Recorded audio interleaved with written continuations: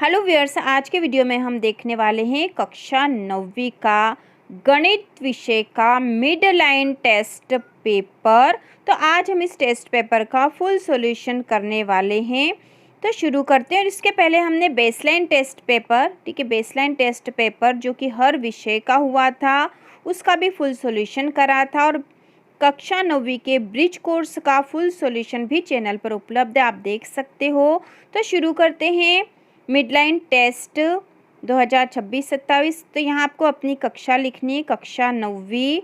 यहाँ आएगा दिनांक, तो जिस भी दिनांक को आप पेपर दोगे तब आएगा, ये विषय लिखा हुआ है। इसके बाद यहाँ आपको अपना नाम लिखना है, यहाँ स्कूल का नाम आएगा और यहाँ पर लड़का या लड़की जो भी है उस पर आपको टिक लगाना है। तो यहाँ पर इसके बाद निर्देश भी दे रखे हैं विद्यार्थियों के लिए, तो यह पढ़ सकते हो। हम शुरू करते हैं। प्रश्न नंबर पहला, खाली बॉक्स में सही संख्या लिखे। तो यहाँ खाली बॉक्स में सही संख्या लिखनी है। तो देखो यहाँ दे रखा है 36 गुणा 15, मतलब 36 में 15 का गुणा करना है। तो आप ये कहीं भी रफ में करके यहाँ पे आंसर सीधा लिख सकते हो। तो 15 का जो 36 का गुणा 15 में करेंगे तो 15 का पहाड़ा 6 बार बोलेंगे। 15 छंग 90 होता, 90 की 0, 80 का 9, 15 तिया 45 और 9, 46, 47, 48, 49, 50, 51, 52, 53, 54। तो यहाँ आएगा 540 आता। तो हम यहाँ उत्तर हम लिख देंगे 540। इसके बाद दूसरा प्रश्न देखेंगे। तो प्रश्न है, दिए गए प्रश्न को हल करके बॉक्स में उत्तर लिखे। दिए गए प्रश्न को हल करके बॉक्स में उत्तर लिखे। तो यहाँ प्रश्न देख रखा है 739 भागित 18 में भागफल और शेषफल। तो देखो 739 में हमें 18 का भाग लगाना है, जो भागफल आएगा वो यहाँ लिखना है और जो शेषफल आएगा वो हमें यहाँ लिखना। तो हम इसका भाग लगा देते हैं, तो हम यहीं पे लगा देंगे क्योंकि इससे आपको अच्छे से समझ में आ जाएगा। तो ये 739, इसमें हमें भाग लगाना 18 का।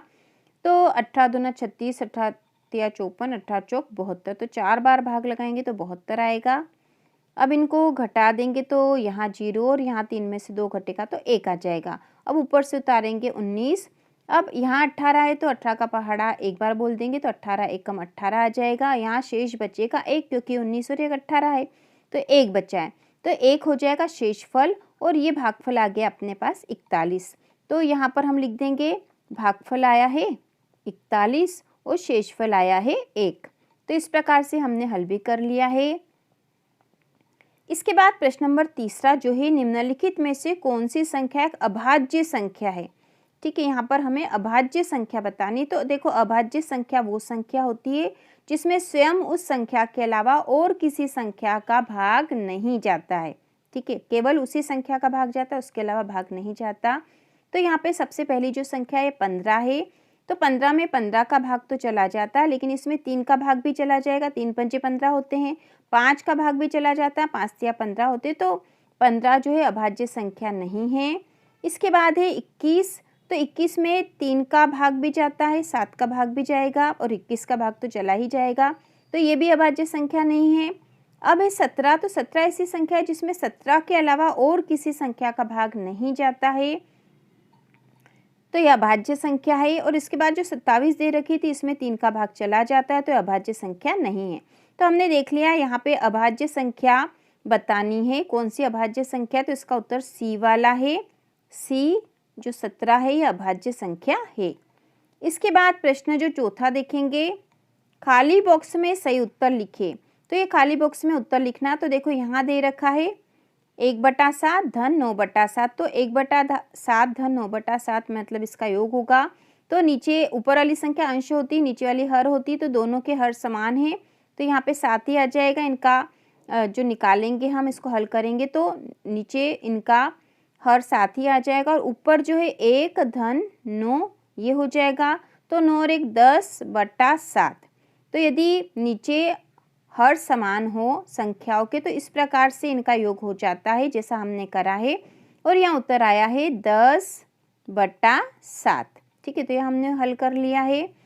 इसके बाद हम अगला प्रश्न नंबर 5वां देखते हैं।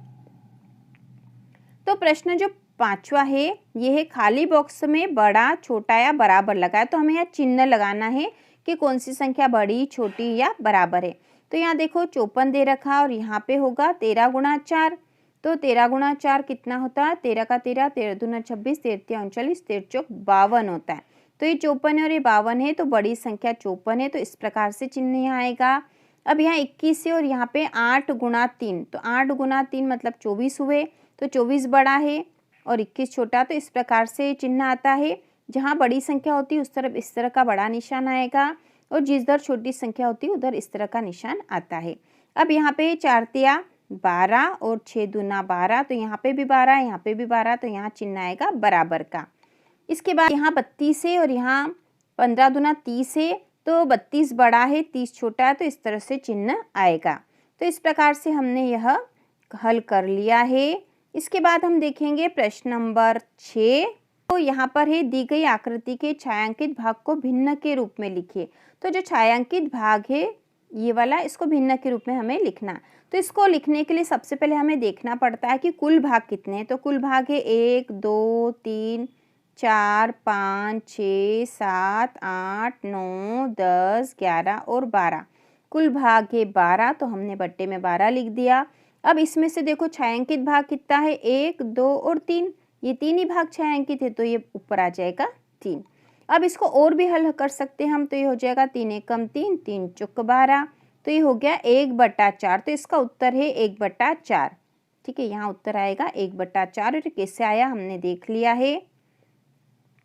इसके बाद हम करेंगे प्रश्न नंबर 7वां। अशोक ने एक दुकान से 124 रुपये का सामान खरीदा और दुकानदार को 200 रुपये का नोट दिया। दुकानदार अशोक को कितने रुपए लौटाएगा? तो देखो अशोक ने सामान तो खरीदा था 124 का और दुकानदार को 200 का नोट दिया, तो हम 200 में से 124 घटा देंगे, तो यहाँ पर जो भी उत्तर आएगा उतने पैसे दुकानदार अशोक को वापस लौटाएगा। तो अब इसको घटाएंगे तो यहाँ पे तो 0 है, ये भी 0, तो ये इधर से उधार लेगा इससे, तो ये पहले इसको उधार देगा, ये 10 हो गया, 10 इसको उधार दे देगा, तो ये 0 से 10 हो जाएगा और ये 0 से हो गया 9। अब 10 में से 4 गए तो बच्चे 6, 9 में से 2 गए तो बच्चे 7 और 2 यहाँ पे 1 में से 1 गया तो 0, क्योंकि यहाँ पे इसने उधार दे दिया था, तो यहाँ 1 हो गया था, तो उत्तर आया 76। तो दुकानदार जो अशोक को कितने रुपए लौटाएगा? 76 रुपये, तो यहाँ उत्तर आ जाएगा 76 रुपये। इसके बाद अगला प्रश्न नंबर 8वां देखेंगे। शीतल ने माधव से 54,000 रुपये उधार लिए और शीतल ने माधव को बिना कोई ब्याज चुकाए 3,000 रुपये 3,000 प्रतिमाह करके वापस लौटाए, तो कितने माह में कर्ज चुकता हो जाएगा? तो अब देखो शीतल ने लिए थे 54,000 रुपये और 3,000 करके हर महीने चुकाए, तो 3,000 का इसमें भाग लगा देंगे। तो हम इस तरह से भी भाग कर सकते हैं, क्योंकि यहाँ 0 से 0 कट जाएगा, तो 1 2 और 3 0 से 0 कट गए। अब 54 में 3 का भाग लगा सकते हैं, 3 एकम 3, अब यहाँ आ जाएगा 3 एकम 3, 2 बचेंगे और यहाँ हो जाएगा 24, तो 3 और 8 24, तो यहाँ उत्तर आएगा 18। तो 18 माह है, क्योंकि 18 माह में चुका पाएगा, तो इसका उत्तर है 18 माह। इसके बाद हम देखेंगे प्रश्न नंबर 9। एक पेन की कीमत 12 रुपये है, 2 दर्जन पेन खरीदने के लिए कितने रुपए देने होंगे? तो अब देखो एक पेन की कीमत कितनी? 12 रुपये और 2 दर्जन पेन। अब 1 दर्जन में कितने होते हैं? 1 दर्जन में 12 होते हैं, तो 2 दर्जन में कितने होंगे? मतलब 2 गुना 12, 12 दूना 24, तो 2 दर्जन में होते हैं 24। तो 24 पेन खरीदने के लिए कितने रुपए देने होंगे ये हमें बताना है। तो हम यहाँ निकाल लेंगे कि एक पेन की कीमत है 12 रुपये। ठीक है, इसको लिख लेते हैं सही से। यहाँ लिखेंगे चूंकि एक पेन की कीमत बराबर रुपये 12, इसलिए तो 2 दर्जन मतलब 24 पेन की कीमत 24 पेन की कीमत बराबर 12 गुणा 24। ठीक है, तो 12 में 24 का हम गुणा कर देंगे यहाँ पर। तो जब हम 12 में 24 का गुणा करेंगे तो यहाँ पे उत्तर आ जाएगा 288। ठीक है, तो यह उसका उत्तर होगा 288 रुपये आएंगे, तो रुपए का चिन्ह लगा देंगे, तो 288 रुपये इसका आंसर है। प्रश्न नंबर 10वां है, खाली बॉक्स में सही उत्तर लिखे। तो यहाँ खाली बॉक्स में हमें सही उत्तर लिखना है। तो यहाँ देखो, यहाँ पे दे रखा हमें 8 धन 15 ऋण 23 धन 18 ऋण 12। तो इस तरह की जो संख्याएं होती तो हमें पहले धन धन वाली संख्याओं को जोड़ लेना चाहिए और फिर ऋण ऋण वाली संख्याओं को जोड़ देना चाहिए। तो पहले हम धन वाली संख्याओं को जोड़ देंगे, तो ये है 8 धन 15 धन 18। ठीक है, अब ऋण वाली संख्या कौन सी, ऋण 23 है और ऋण 12। तो इन दोनों को जोड़ देंगे और फिर धन वाली से ऋण वाली घटा देंगे। तो 18 और 8 26 और 15 जोड़ देंगे तो 26 और 5 31 और 10 41 ऋण 23 और 12, क्योंकि दोनों ऋण वाली तो दोनों ऋण वाली जुड़ के ऋण वाली ही रहेगी। तो 23 24 25 और 10 35। ठीक है, तो 41 में से 35 हम घटाएंगे तो यहाँ पे उत्तर आ जाएगा 6। ठीक है, उत्तर कितना आ जाएगा यहाँ पर 6। तो हम यहाँ लिख देंगे 6।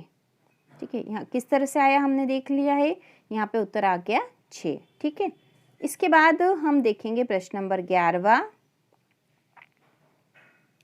तो प्रश्न 11 है, निम्नलिखित में से कौन सी संख्या एक परिमेय संख्या नहीं है। तो कौन सी संख्या परिमेय संख्या नहीं है, तो इसका उत्तर है √2। अंडरवुड वाली संख्या परिमेय संख्या नहीं होती, तो यही इसका आंसर है। इसके बाद हम अगला करेंगे प्रश्न नंबर 12 है ये। एक विद्यालय में वार्षिकोत्सव के अवसर पर 564 विद्यार्थी उपस्थित थे। यदि उस दिन शिक्षकों द्वारा प्रत्येक विद्यार्थी को 2-2 लड्डू वितरित की, तो बताइए कि शिक्षकों ने विद्यार्थियों को कुल कितने लड्डू वितरित किए। तो 2-2 लड्डू दिए और विद्यार्थी कुल कितने थे, 564। तो यहाँ पे आसान है, 564 में हम 2 का गुणा कर देंगे। तो 2 का गुणा करने पे होगा 2 चौक 8, 2 छंग 12 की 2, असिल का 1, 2 पंचे 10 और 1 11। तो उत्तर आया 1128, मतलब 1128 लड्डू। तो इतने लड्डू वहाँ पर वितरित किए थे। इसके बाद हम करेंगे अगला प्रश्न नंबर 13। दी गई आकृति में 4/7 भाग को छायांकित कीजिए। तो 4/7 भाग छायांकित करना, लेकिन यहाँ भाग कुल कितना दे रखा है, 1 2 3 4 5 6 7 8 9 10 11 12 13 14, कुल 14 भाग दे रखे हैं। लेकिन यहाँ पर नीचे तो 7 ही है, तो हमें इसे 14 करना पड़ेगा। तो हम 4/7 में यदि 2 का गुणा ऊपर और 2 का गुणा नीचे कर देंगे तो इससे कोई फर्क नहीं पड़ेगा, क्योंकि 2 से 2 कट जाता है। और इसका गुणा करने पे हमें नीचे हर में 14 प्राप्त हो जाएगा, और ये 14 बॉक्स है इसलिए। तो हम 4 का 2 में गुणा करेंगे तो 4 दूना 8, 7 का 2 में करा तो 7 दूना 14। अब यहाँ पे हमें पता चल गया कि 14 में से 8 भाग छायांकित करना है। तो यहाँ पर 8 भाग कोई सी भी लेके आप छायांकित कर दो, जैसे 1 2 3 4 5 6 7 8। तो 8 भाग छायांकित हो जाएंगे, मतलब इनको गहरा कर दो तो यह उत्तर सही हो जाएगा आपका। इसके बाद हम देखेंगे अगला प्रश्न नंबर 14 है, खाली बॉक्स में सही उत्तर लिखे। तो यहाँ पे गुणा करना है हमें, तो यहाँ गुणा हम यहीं करके देख लेंगे। तो यहाँ गुणा है 0.54 गुणा 0.45। तो ये गुणा करेंगे तो 5 का गुणा करेंगे सबसे पहले, 5 चौक 20 की 0, असल का 2, 5 का 5 में गुणा करा तो 25 और 2 27। इसके बाद हम 4 का करेंगे तो 4 चौक 16 की 6, असिल का 1, 4 पंचो 20 21, असिल का 2 और ये 2 यहाँ आ जाएगा। तो ये हो गया 0, 6 और 6 12 और 13 की 3, असिल का 1, 2 और 1 3 और 1 4 और 2। तो यहाँ पे हमने दशमलव भी लगाना, तो 1 2 3 4 संख्या के बाद दशमलव लगाएंगे तो 1 2 3 4 मतलब यहाँ पर। ठीक है, 4 मतलब हम यहाँ पर यहाँ दशमलव लगेगा, 0.243।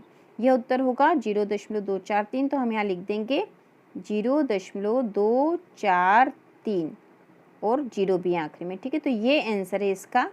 ठीक है, ये आंसर आएगा, आप गुणा करोगे तो ये आपने समझ ही लिया उत्तर किस तरह से आया है। इसके बाद हम करेंगे अगला प्रश्न नंबर 15। तो यहाँ दे रखा है खाली बॉक्स में सही उत्तर लिखे 17/68। तो इसका उत्तर लिखने का बहुत आसान तरीका, इसको थोड़ा सा सरल कर लेंगे। तो 17 एकम 17, 17 चौक 68, यहाँ खाली बॉक्स में आएगा 1/4। इसके बाद हम करेंगे अगला, अंकों 3 4 1 2 से बनने वाली 4 अंकों की सबसे छोटी संख्या है। तो सबसे छोटी संख्या लिखने के लिए सबसे पहले छोटा अंक पहले लिखते हैं। तो यहाँ पे 3 4 1 2 में छोटा अंक 1, फिर 2, फिर इससे बड़ा है 3 और इससे बड़ा है 4।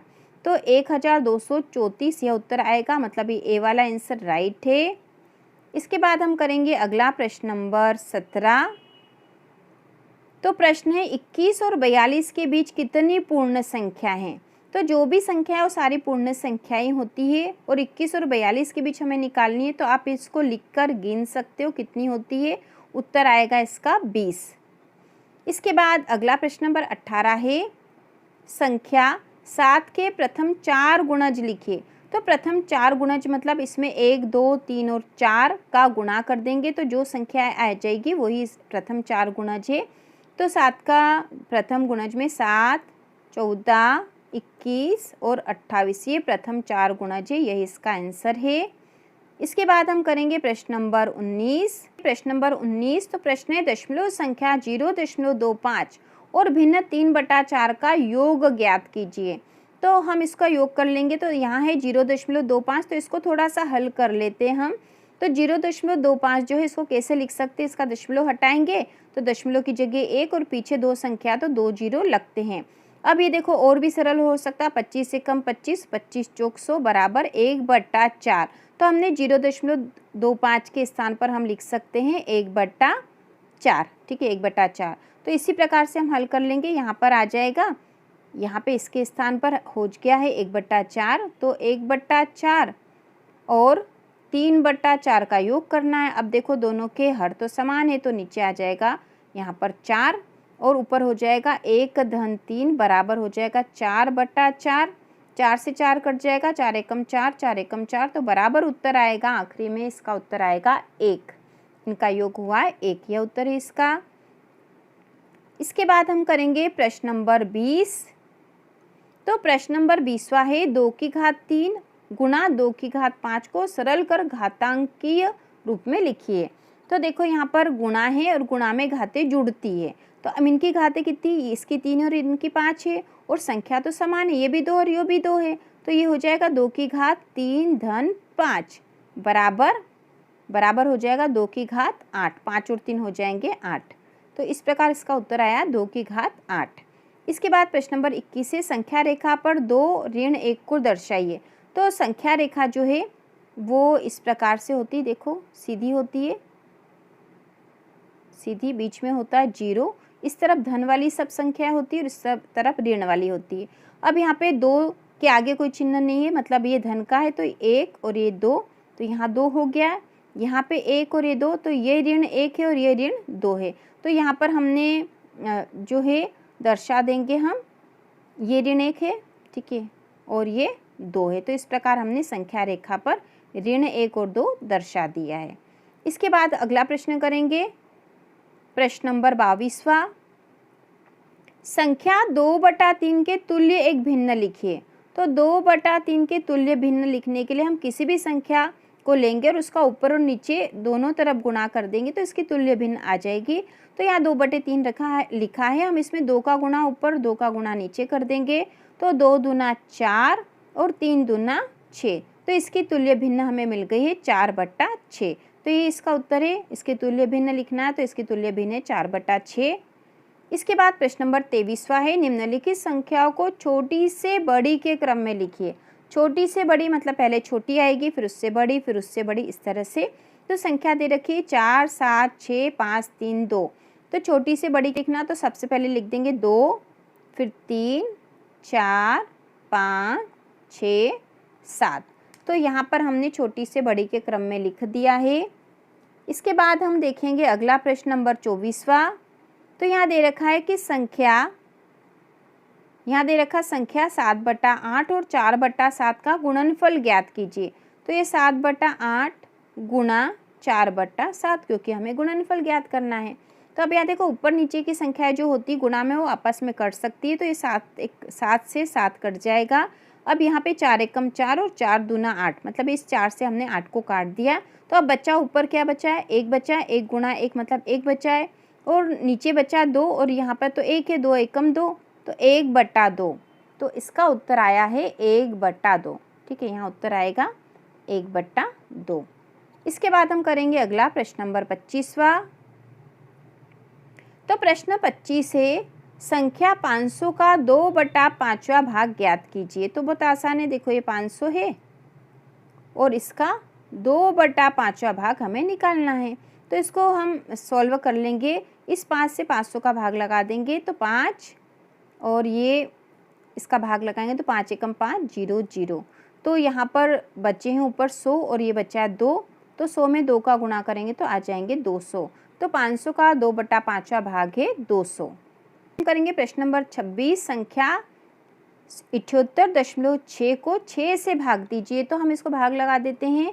78.6 को हम 6 से भाग लगाएंगे तो 6 एकम 6, घटाएंगे तो 1 बचा, ऊपर से उतारे 8, 6 का पहाड़ा 3 बार बोला तो 6 × 18, ये पूरा कट गया। ये दशमलव अब यहाँ है तो दशमलव यहाँ लग जाएगा और ये 6 फिर से उतारेंगे नीचे, 6 एकम 6, तो यहाँ उत्तर आया है 13.1। ठीक है, उत्तर क्या आएगा 13.1। और ये उत्तर किस तरह से आया है हमने देख लिया है। इसके बाद अगला प्रश्न नंबर 27 से 30 और 45 के लघुत्तम समापवर्त ज्ञात कीजिए। तो इसके लघुत्तम समापवर्त ज्ञात कर लेंगे। तो इस तरह से ज्ञात करते 30 और 45, इसमें हम जो संख्या का भाग लगाएंगे बराबर भाग लगाएंगे, मतलब दोनों में साथ में भाग लगेगा।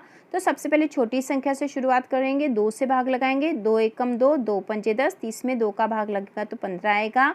अब 45 में 2 का भाग नहीं जाता तो इसी तरह से हम लिख देंगे। अब हम यहाँ 3 का भाग लगाएंगे, 3 पंजे 15 और 3 एकम 3, 3 पंजे 15। अब यहाँ पे फिर से 3 का भाग जाएगा, ये 5 बचा है और 3 पंजे 15 हो गया है। अब यहाँ 5 का भाग चला जाएगा तो यहाँ 5 एकम 5 और ये भी 5 एकम 5 हो जाएगा। तो यहाँ पे देखो हमारे पास कौन से गुणनखंड प्राप्त हुए, हमें प्राप्त हुआ 2 गुणा 3 गुणा 3 गुणा 5। अब इन सब का यदि गुणा कर देंगे तो हमें लघुत्तम समापवर्त मिल जाएगा। तो इनका गुणा कर देंगे, 5 × 15, 15 × 45 और 45 दूना 90। तो यहाँ उत्तर आया है 90। तो 30 और 45 का जो लघुत्तम समापवर्त है वो है 90। तो यही उसका उत्तर है। तो हम यहाँ उत्तर लिख देंगे 90। इसके बाद अगला जो प्रश्न नंबर देखेंगे 28वां। संख्या 5738 में 3 और 7 के स्थानीय मान लिखिए। तो हम यहाँ लिख देंगे 3 का स्थानीय मान, 3 का स्थानीय मान। तो 3 यहाँ पे कहाँ है, यहाँ पे 3, तो 3 हमने लिख दिया। इसके पीछे कितनी संख्या, एक ही संख्या, तो इसके पीछे एक 0 आ जाएगा, तो ये इसका स्थानीय मान है। इसके बाद हम लिखेंगे 7 का स्थानीय मान। तो स्थानीय मान लिखने का सबसे सरल तरीका है वो संख्या लिख लो, उसके पीछे जितनी संख्या उतने 0 लगा दो। तो यहाँ देखो 7 यहाँ पर है, ये हमने 7 लिख दिया। 7 के पीछे कितने अंक है, 2 है, तो 2 0 लग जाएंगे। तो 700 जो है 7 का स्थानीय मान आया और 3 का स्थानीय मान आया 30। इसके बाद हम करेंगे अगला प्रश्न नंबर 29। तो यहाँ पे है 4 दर्जन कॉपियों का मूल्य 480 है, तो 10 कॉपियों का मूल्य क्या होगा। तो देखो 4 दर्जन, दर्जन मतलब 12 होता है, 4 दर्जन मतलब 12। ठीक है, 4 दर्जन का मतलब हुआ है कि 12 में 4 का गुणा कर दो, तो 12 चौक होता है 48, मतलब ये 48 कॉपियों का मूल्य 480 है। तो 10 कॉपी का निकालना हमें, तो हम निकाल लेंगे कि 48 चूँकि 48 कॉपियों का मूल्य बराबर 480। ठीक है, तो अब यहाँ पे आ जाएगा, इसलिए एक कॉपी का मूल्य, तो एक कॉपी का मूल्य कितना हो जाएगा 480 भागित 48। अब ये भाग चला जाएगा, 48 एक कम 48 और पीछे 0 तो 10 हो गया है। तो एक कॉपी का मूल्य कितना आ गया 10, इसलिए 10 कॉपियों का मूल्य, ठीक है, 10 कॉपियों का मूल्य निकाल लेंगे। मूल्य बराबर 10 गुणा 10, क्योंकि एक कॉपी का मूल्य 10 रुपये आया था और 10 कॉपी का हमें निकालना है, तो 10 में 10 का गुणा करेंगे तो उत्तर आ जाएगा 100। ठीक है, यहाँ उत्तर क्या आ जाएगा 100। तो जो है 10 कॉपी का मूल्य आया है 100 रुपये। तो यह उसका उत्तर है 100 रुपये। कैसे आया हमने देख भी लिया है। तो यहाँ हम लिख देंगे 100 रुपये। ठीक है, आप चिन्ह लगा देंगे रुपये 100। ठीक है, तो यह इसका उत्तर है। इसके बाद प्रश्न नंबर 30वां हम करेंगे। एक व्यापारी ₹2468 को अपने 4 कर्मचारियों को बराबर बोनस के रूप में देना चाहता है। कर्मचारी को कितना बोनस मिलेगा, ठीक है, प्रत्येक कर्मचारी को कितना बोनस मिलेगा यह हमें बताना है। तो 2468 को 4 बराबर भागों में बांटने के लिए हम 4 का भाग लगा देंगे। तो भाग लगा देते हैं, 4 छंग 24, यहाँ पे कुछ भी नहीं बचा, ऊपर से उतारा 6, 4 का पहाड़ा एक बार बोला, 4 एकम 4, ठीक है, घटाएंगे तो ये 6 में से 4 कम कर दिए तो 2 बचे, ऊपर से उतारा 8, 4 का पहाड़ा 7 बार बोलेंगे तो 400 तो 28 होते हैं, ठीक है, हम यहाँ लिख देते हैं 28 में से 28 घटा देंगे तो बचेगा कुछ नहीं, तो उत्तर आया 617 रुपये, ठीक है। पूरा भाग चला जाता है 2468 में 4 का, तो उत्तर आएगा 617 रुपये। आप करके देख सकते हो। तो 617 रुपये प्रत्येक कर्मचारी को बोनस मिलेगा। तो रुपये का चिन्ह लगा देते हैं, 617 रुपये बोनस मिलेगा हर कर्मचारी को। तो ये हमने करके देख लिया है। अब ये पूरा ही पेपर हमने हल कर लिया है। कक्षा 9वीं गणित विषय का मिड लाइन टेस्ट, इसके पहले बेसलाइन टेस्ट भी हमने फुल सॉल्यूशन करा था उसका, और कक्षा 9वीं की संपूर्ण तैयारी चैनल पर होगी। तो इसी प्रकार के और वीडियो देखने के लिए चैनल को सब्सक्राइब कीजिए।